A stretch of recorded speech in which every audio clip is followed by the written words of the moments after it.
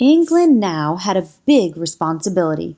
She had to manage almost 2 million people in the 13 colonies. She had to take control of 60,000 French-speaking people in Canada and around the Great Lakes, and she had to keep the English colonists and the Native Americans from killing each other. The King of England had a great idea for settling the Indian problem. "Draw a line right down the crest of the Appalachian Mountains," said the king. "Everything to the east of that line would be colonists' territory. Everything to the west would be Indian territory. Settlers already in the west would have to leave." And that was what the king ordered in his proclamation of 1763. If the colonists could be kept east of the Appalachians, there would be no more fighting between the settlers and the Native Americans. "That land to the west of the Appalachians wasn't good for much anyway," said most people in England. The learned Dr. Samuel Johnson, who knew a lot about words and wrote the first English language dictionary, said that the western land that England had gotten as a result of the French and Indian War was only the barren parts of the continent, the refuse, which the French, who came last, had only taken as better than nothing. Dr. Johnson should have stuck to his dictionaries. And the king's idea? It sounded wonderful, but it didn't work. That western land looked mighty good to settlers who wanted farms of their own. The eastern lands were mostly taken. It also looked good to speculators, people who wanted to make money selling land. Benjamin Franklin and George Washington were two of those who speculated in western lands. Now that the French were gone, the English settlers thought the land should be theirs. A proclamation written in England wasn't going to stop people hungry for land. They kept moving west. Soon another line was drawn on the other side of the Appalachians.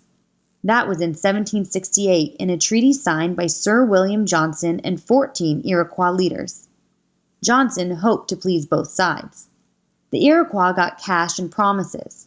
The English-speaking settlers got land over the mountains, especially land west of Albany. But it was just another Indian treaty that would soon be broken. The settlers were on their way west.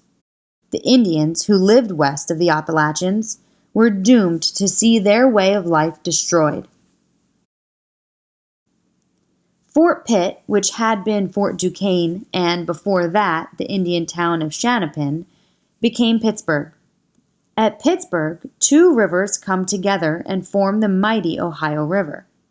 From there, you can glide to the heart of the continent.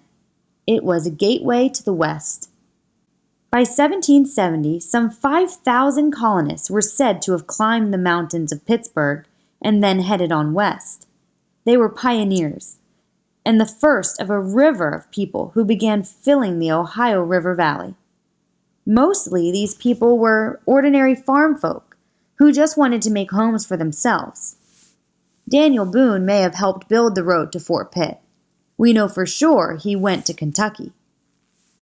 It was on the 1st of May, 1769, that I resigned my domestic happiness and left my family and peaceable habitation on the Yadkin River, in North Carolina, to wander through the wilderness of America in quest of the country of Kentucky.